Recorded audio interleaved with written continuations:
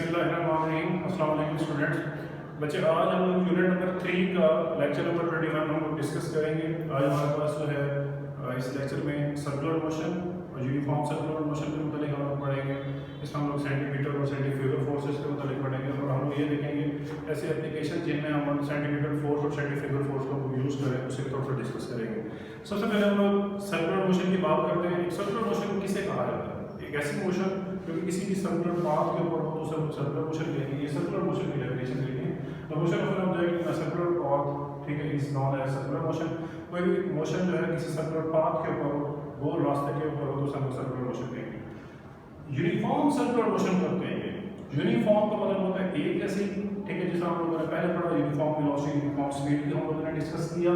तो यहाँ पर यूनिफॉर्म सर्कुलर मोशन तब होगी जब अगर कोई भी सर्कुलर मोशन हो रही हो और अगर इक्वल इंटरवल ऑफ टाइम मिसाल के तौर पर 2 सेकंड ले लिया जाए, 1 सेकंड ले लिया जाए, 5 सेकंड ले लिया जाए, उसके ऊपर जो सर्कुलर मोशन है वो एक ही कितना फासला तय करे तो हम लोग कहेंगे वो यूनिफॉर्म सर्कुलर मोशन है।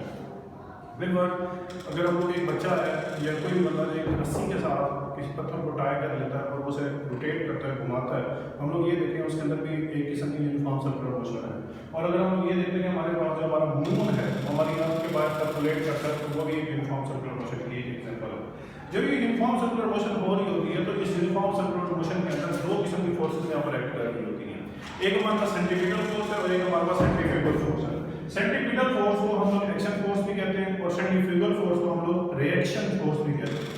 हमें पता है Newton third law of motion के मुताबिक every action is equal but opposite reaction. Her action में कोई ना कोई रिएक्शन होता है। तो देखिए, जब हम लोग सेंटीमीटर फोर्स की बात करते हैं तो ये वो वाली फोर्स है जो किसी भी ऑब्जेक्ट को सर्कल के अंदर घुमाने में, सर्कल के अंदर रोटेट कराने में हमारे लिए हेल्पफुल होती है। तो ऐसी फोर्स को हम लोग सेंटीमीटर फोर्स कहते हैं। ऐसी फोर्स जो किसी भी ऑब्जेक्ट को सर्कल के अंदर रोटेट करवाती है तो ऐसी फोर्स को हम लोग सेंटीमीटर फोर्स कहते हैं, ठीक है। और ये हमेशा सेंटीमीटर फोर्स किसी भी ऑब्जेक्ट के परपेंडिकुलरली एक्ट करती है। अगर देखें बिल्कुल एक ऑब्जेक्ट जो मूव करता हुआ जा रहा है, यहाँ से अगर एक सर्कल के अंदर रोटेट किया जा रहा है, वो सर्कल से मूव करता हुआ आगे की तरफ जाना है, लेकिन जो सेंटीमीटर फोर्स लगेगी वो उसके बिल्कुल परपेंडिकुलर लगेगी, उससे 90 डिग्री के एंगल बनाएगी, ठीक है। तो अगर हम लोग ये देखते हैं कि अगर हम लोग इसी सेंटीमीटर फोर्स से हम लोग सेंटीमीटर एक्सेलरेशन को फाइंड आउट करते हैं कि सेंटीमीटर एक्सेलरेशन किसके बराबर होता है, तो v स्क्वायर और r के बराबर होता है।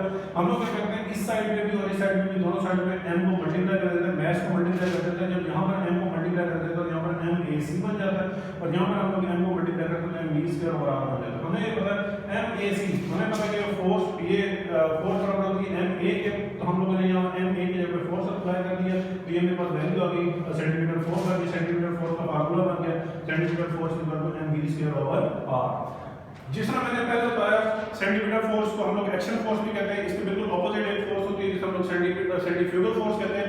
ये जिस तरह मैंने पहले बताया कि सेंटीमीटर फोर्स किसी भी ऑब्जेक्ट को सर्कल के अंदर रोटेट करवाती है, तो सिमिलरली वहीं पर भी एक फोर्स लग रही है जो कि ऑब्जेक्ट को सेंटर के बाहर ले जाने के लिए फोर्स लगती है। उस फोर्स को हम लोग जो है सेंटीफ्यूगल फोर्स कहते हैं। तो देखें, it is a force that keeps a body to move away from the circle.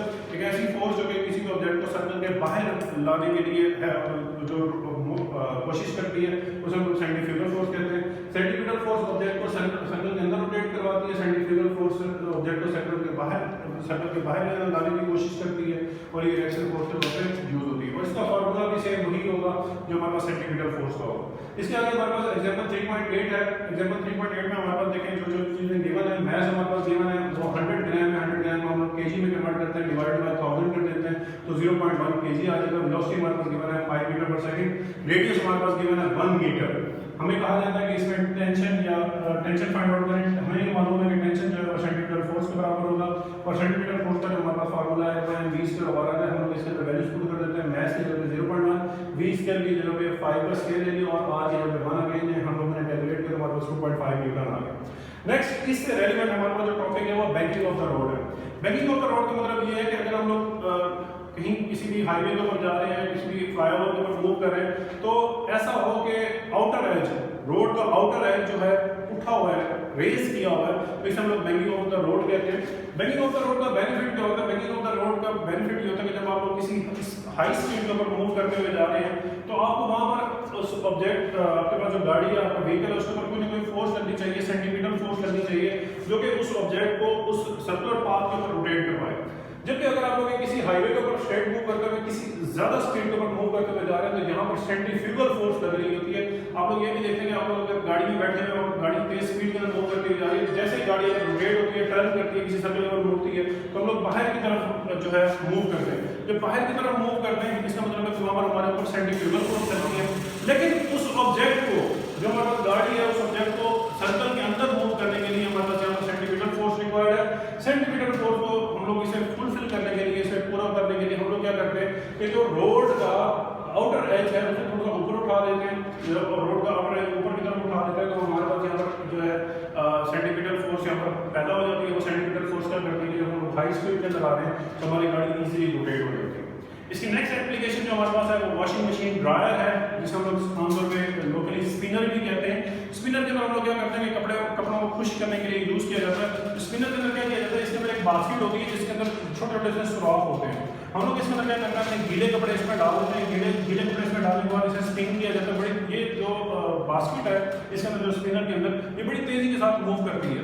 जब ये बड़ी तेजी के साथ मूव करती है तो इसके अंदर जो हमारे कपड़ों के अंदर वाटर ड्रॉपलेट्स होते हैं, जो कतरे होते हैं, वो बड़ी तेजी के साथ उनके ऊपर सेंट्रीफ्यूगल फोर्स लगती है और बड़ी तेजी के साथ इन जो परफोरेटेड जो छोटे छोटे सुराख होते हैं बास्केट के अंदर, इसके जरिए से बाहर निकल आते हैं और जो अंदर कपड़े होते हैं वो खुश्क रह जाते हैं और सारे के सारे जो ड्रॉप्स हैं, सारा का सारा पानी है वो सुराखों के जरिए से बाहर निकल जाता है।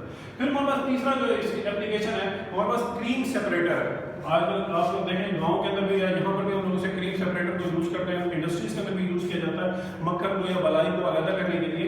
इस क्रीम सेपरेटर के अंदर हम लोग क्या करते हैं, इस बाउल के अंदर दूध को डाल दिया जाता है। दूध को डाल दिया जाता है और इसे घुमाया जाता है, जैसा लाइक जूसर जो है इसे घुमाया जाता है। जब इसे घुमाते हैं हम लोग तेज स्पीड के साथ तो इसमें जो हैवियर कंटेंट्स हैं, ये बात याद रखिएगा, इसका जो हैवियर कंटेंट्स हैं, ये इसके जो हैवी पार्टिकल्स हैं वो दूध वाले पार्टिकल्स हैं। जो इसकी बलाई है, हम लोग आमतौर पर यही समझते हैं कि बलाई इसका जो है हैवियर पार्टिकल है। बलाई इसका हैवियर पार्टिकल नहीं है, बलाई इसका लाइटर पार्टिकल है। अब आप लोग ये देखेंगे जब आप लोग इसे बहुत तेजी के साथ रोटेट करेंगे तो इसका जो बलाई वाला हिस्सा है वो इसके दरमियान में आ जाएगा, इसके दरमियान में आएगा और जो छना हुआ दूध है वो इसके साइडों के ऊपर दीवारों के साथ लग जाएगा। अब जो दरमियान वाला हिस्सा है, इस दरमियान वाले हिस्से में हमारे पास एक पाइप सा लगा होता है जिसके जरिए से हम लोग बलाई वाले हिस्से को अलग कर लेते हैं और साइडों से जो हमारे पास दूध वाला हिस्सा है, जो छना हुआ दूध है उसे हम लोग अलग कर लेते हैं। बलाई वाला हिस्सा अलग हो जाता है, दूध हिस्सा हमारे पास अलग हो जाता है। इसके जरिए से हम लोग क्रीम को सेपरेट कर सकते हैं। तो ये था हमारा आज का टॉपिक। शॉर्ट क्वेश्चन है, सारे शॉर्ट क्वेश्चन आप लोगों ने अच्छी तरह से प्रिपेयर भी करना है और अपने नीट रजिस्टर में आप लोगों ने लिखना भी है। अपना भी और अपने पेरेंट्स को भी ख्याल रखिएगा। अल्लाह हाफिज़।